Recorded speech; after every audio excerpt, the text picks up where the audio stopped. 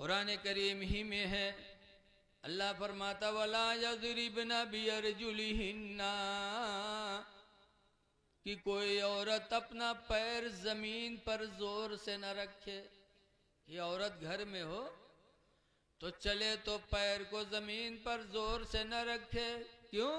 लियुलिमा मा युखफीना मिन ज़ीनतिहिन्ना, कि कहीं ऐसा न हो कि जेवर के बजने की आवाज कोई गैर मुहरिम न सुन ले, गैर महरम न सुन ले। कि घर में जोर से पैर रख रही है और खन्न से आवाज हुई जेवर में और दीवार के पीछे से कोई गैर महरम जा रहा है, उसके कान में उस जेवर के बजने की आवाज न पहुंच जाए। इसलिए औरत जोर से जमीन पर पैर न रखे घर में। ये किसके लिए वो आयत नाजिल हुई? हम ही मुसलमानों के लिए नाजिल हुई है? जेवर के बजने की आवाज पर पर्दा है। और हमारी माँ बहने बिटिया मुहर्रम है जो गलिन गली मरसिया गावत घूमत है मासिया, कितना हराम है बताओ, कितना गुनहगार होती है। जब इनके जेवर के बजने की आवाज पर कुरान ने पर्दे का हुक्म नाजिल किया तो इनके मुंह की निकली हुई आवाज पर पर्दा नहीं है? रज जगह की रात होती है तो ये नहीं होगा कि ला वजू बना करके 2 रकात नमाज शुक्राने की पढ़कर खुदा से दुआ करें, अल्लाह तेरा शुक्र है कि तूने मुझे औलाद दिया और औलाद को तूने जवानी अता किया। आज मेरी जवान औलाद के निकाह का वक्त तूने अता किया, अल्लाह तेरा शुक्र है। बेशक सुभान अल्लाह। नहीं कहती? अल्लाह चाहता तो तुम्हारी औलाद को बचपन ही में मौत दे देता, लंगड़ा बना दे, काना बनाए दे, बेहुए न होता ले, बोलो बौरा बनाए दे। लेकिन अल्लाह ताला ने इन सब बलाओं से आपकी औलाद को महफूज रख करके जवानी दी, तो तुमको तो जगह में खुदा का शुक्र अदा करना चाहिए। लेकिन ले ले हैं ढोलक, जौने सोने के थाला में जौना परोस, सोने के थाला में जौना परो, इतनी झूठी न होत है। सोने का थाला बताओ, थाला कितना बड़ा होता है? सोने की कील हाली नहीं जुहात है और सोने के थाला में जौना परोसत, और जौना का हम बुढ़ा के आज तक नहीं जानते। ऐ मेरी माँ बहनों, तुम्हारा मकाम इस्लाम ने बहुत बुलंद किया है। आज अफसोस है, बुजुर्गों ने फरमाया है उतलुबुल इल्मा मिनल महदी, माँ की गोद से इल्म हासिल करो। माँ की गोद से सबसे पहला मदरसा माँ की गोद है। गौसे आदम ने अपनी माँ की गोद से कुरान सीखा था। बाबा फरीदुद्दीन गंजे शकर ने अपनी माँ की गोद से नमाज सीखा था। और आज हमारी माँ बहनें, अल्लाह रहम करे, कल की माँ बहनें बड़ी नेक थी। वो अपने बच्चों को सीने पे लिटा के दरूद की थपकियां देती थी कि सो जाओ या मुस्तफा कहते कहते, वाह वाह वाह, फुले आँख सल्ले आला कहते कहते। सुभान अल्लाह। बेटा सो तो मुस्तफा के नाम पर, उठो तो मुस्तफा के नाम पर। बेशक वाह वाह। और आज की हमारी माँ बहनें जहाँ लड़का रोवे लागी, कहाँ कलिमा कहाँ दरूद, उठाई बिस्तर पटकी तक भदर भदर पिटी है। सो जा सो जा, खनत मनत दुई कौड़ी पायो, कौड़ी लेके गंग बहायो, गंगा माता बारू दीन, बारू लेके भुजवक दिया, भुजवाम का लावा दिए। अल्लाह जाने कहाँ से याद कर लेते हैं। और छोट मोट कहानी ने हम तो देहाती आदमी सुना करे थे, बड़े विरोग से बड़ी देर तक बक्का करत। ये सो जा, खनत मनत दुई कौड़ी पायो, कौड़ी लेके गंग बहायो, गंगा माता बारू दीन, बारू लेके भुजवक दिया, भुजवाम का लावा दिए, लावा लेके खीर बनाए, सब घर खाइन, कानी बिलैया खाए, छू तब फूंक छोड़त है। बताओ, जब महतारी इतनी बड़ी झुट्ठिन है, चुड़ैलिन, कहा था खीर बनाओ, सब घर खाइन, कानी बिलैया खाए। बताओ, हम बुढ़ाए के आज तक कानी बिलैया नहीं देख पावा, और इनका कानी बिलैया रोज मिलत है। अल्लाह जाने बिलैया कानी है कि खुद ही कानी है। ऐ मेरी माँ बहनों, कुरान तुम्हारी इस्लाह के लिए नादिल हुआ है। आज हम झूठ बोलते हैं और कुरान भी पढ़ते, मुसलमान भी कहते कि हम मुसलमान हैं, झूठ भी बोलते हैं। अल्लाह ताला कुरान में फरमाता है, या अय्युहल्लज़ीना आमनू तक़ुल्लाह, ऐ ईमान वालो अल्लाह से डरो, वक़ूलू क़ौलन सदीदा, और अच्छी बोलियां बोला करो, दुरुस्त बोली बोलो। और जब अच्छी बोली बोलोगे ना तो युस्लिह लकुम अमालकुम, तो अल्लाह तुम्हारे अमलों को अच्छा कर देगा। वयग़फ़िर लकुम ज़ुनूबकुम, और अल्लाह ताला तुम्हारे गुनाहों को माफ़ फरमा देगा। अच्छी बोली से गुनाह भी माफ़ होते हैं, और अच्छी बोली से अमाल भी अच्छे होते हैं, और अच्छी बोली से लोगों के दिलों में मोहब्बत भी पैदा होती है। सच बोलो, कुरान हमारी तुम्हारी हिदायत के लिए नाजिल हुआ है। बताया तो भैया, पहले ही बता दिया, आप सुने ही नहीं, आप काम में लगे थे। कुरान हिदायत के लिए नाजिल हुआ है। आज हम में आप में बहुत कमियां हैं, बहुत ज्यादा कमियां हैं। आज हमारी रोजी कैसी है बताओ। आपके गांव में हाफिज जी तैयार हुए, और हाफिज कुरान का बड़ा दर्जा है। हदीस पाक में मन क़राअल कुरान व अमिला बिमा फीही, जिसने कुरान पढ़ा और उस पर अमल किया, उल्बिस वालिदाहु ताजन यौमल क़ियामह, तो क़यामत के दिन उसके माँ बाप जन्नती ताज पहनाए जाएंगे। ताज, और ताज किसको मिलेगा? जो जन्नती होगा उसी को मिलेगा, दोज़खी को थोड़ी मिलेगा। हुज़ूर फरमाते ज़ौहु अशद्दु मिन ज़ौइ शम्स, उसकी सूरज, उसकी चमक सूरज की भी चमक से ज्यादा होगी। ऐसा ताज अल्लाह कुरान पढ़ने वाले के वालिदैन को अता करेगा। फमा ज़न्नकुम मन क़राअल कुरान, तो सरकार फरमाते हैं तुम्हारा गुमान उसके बारे में क्या होगा जिसने कुरान पढ़ा होगा। जब कुरान पढ़ने वाले के वालिदैन को अल्लाह यह मकाम देगा तो पढ़ने वालों को कितना बड़ा मकाम अता फरमाएगा। लेकिन आज लोग अपने बच्चे को हाफिज नहीं बनाते कि हाफिज मौलवी बनी है तो कत्ता कमाई है, निमामत करी है कहूँ 5,000 6,000 7,000, वो कोई के फातिहा करे नहीं गए तो वह नदारत। आजकल जिके कहूँ नितईपन नहीं चलते, मस्जिद के इमाम पर नितईपन चलते। जो आएगा वो मस्जिद के इमाम पर अपना गुस्सा दिखाएगा। ऐ लोगों, इन पर गुस्सा जाहिर न करो। आज हम लोग क्यों जलील हो रहे हैं? इसलिए कि हमने अपने रहनुमा की इज्जत छोड़ी तो हम बेइज्जत हो गए। इज्जत करोगे तो इज्जत पाओगे। आज नमाज भी पढ़ते इमाम के पीछे और इमाम की तौहीन भी करते। इमाम के पीछे नमाज पढ़ते इमाम को जलील कर रहे हो। इमाम की इज्जत करो। कुरान करीम में हदीस पाक में हुज़ूर फरमाते अल इमाम ज़ामिनुन, इमाम तुम्हारी नमाजों का जिम्मेदार है। वल मुअद्दिनु मुअतमिनुन, और अजान देने वाला तुम्हारी नमाजों का अमीन है।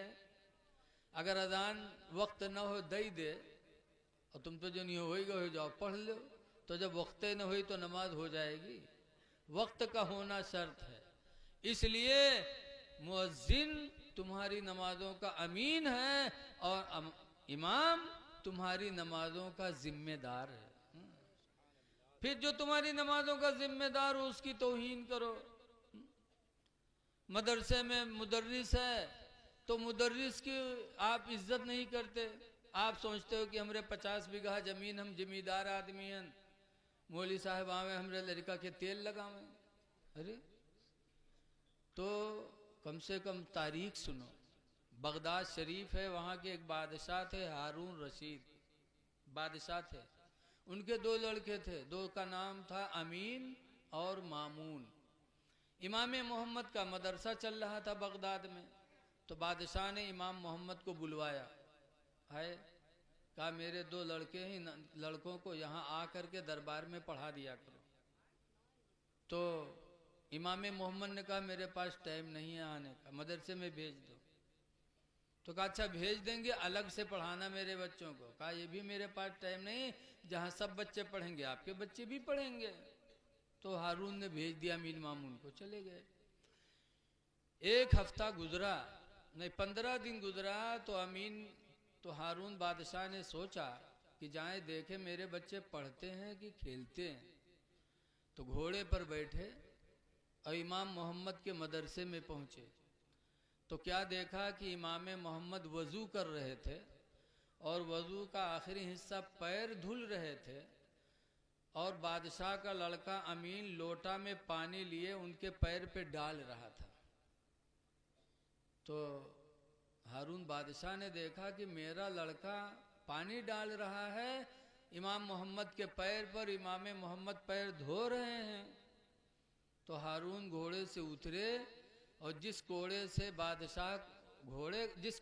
घोड़े को मारते थे उसी कोड़े से अपने लड़के अमीन को मारने लगे। तो इमाम मोहम्मद ने समझा कि शायद मेरे पैर पे पानी डाल रहा था इसलिए मार रहे हैं।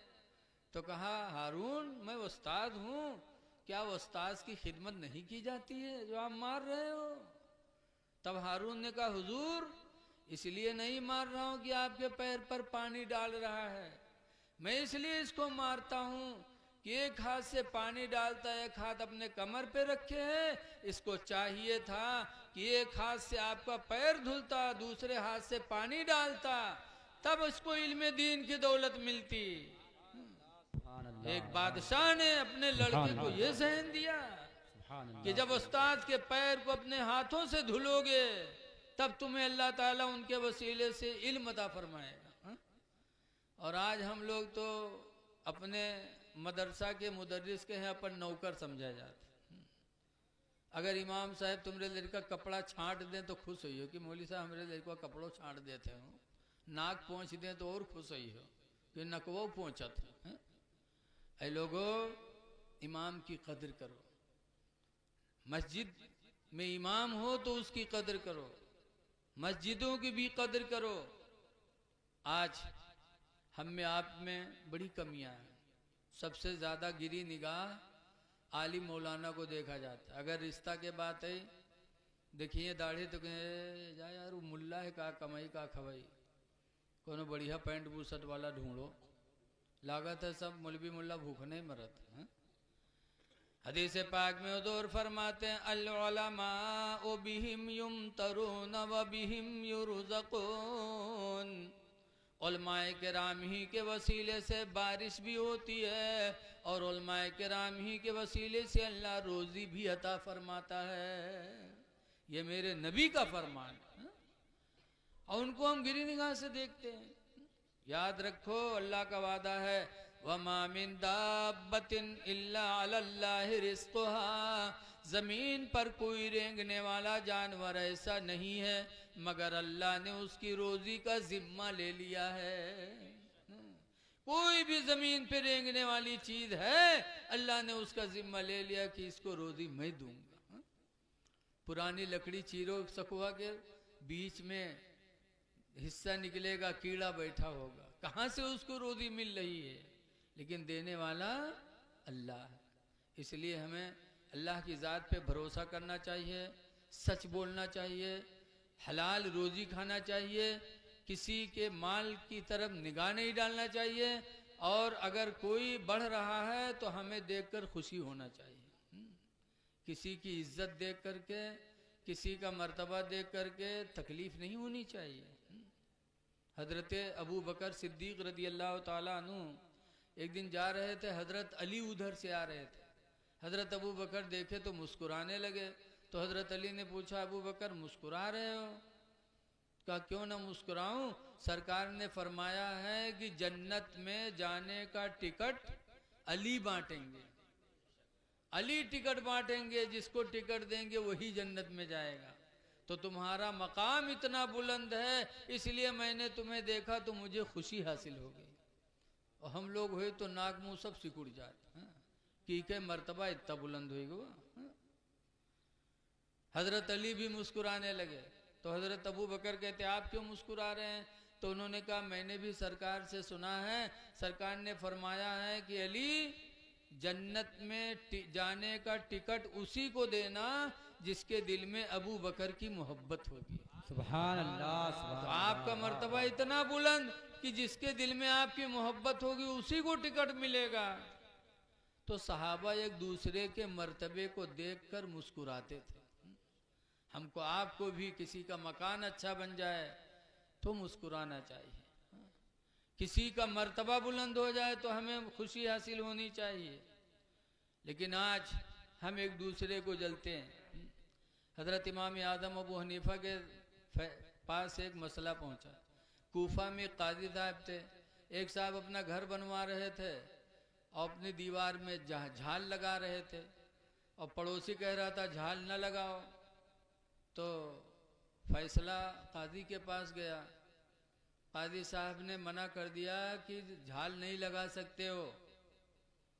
तो जब काजी का जज का फैसला हो गया झाल नहीं लगा सकते तो चुप हो गया।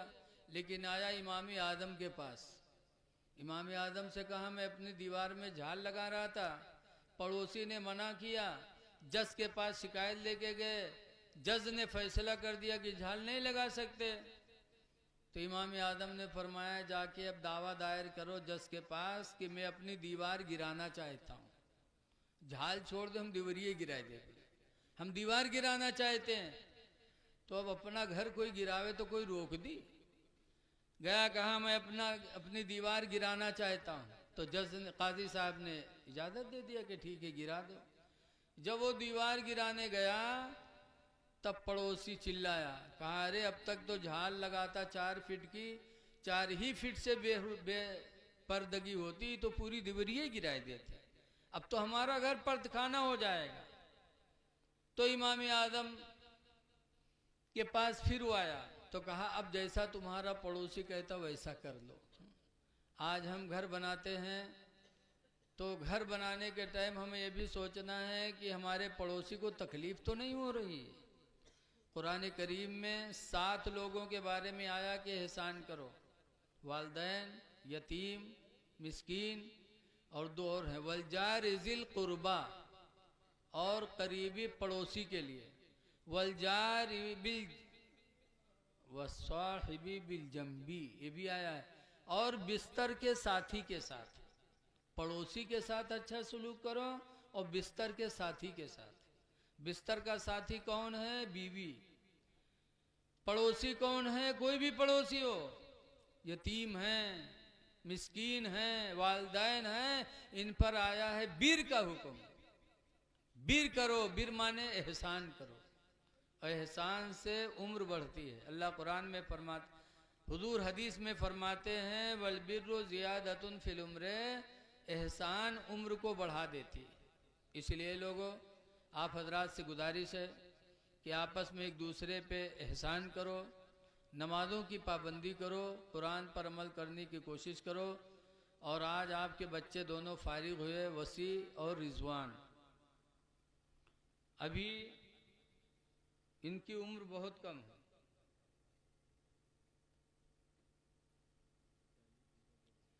अभी इनकी उम्र बहुत कम है।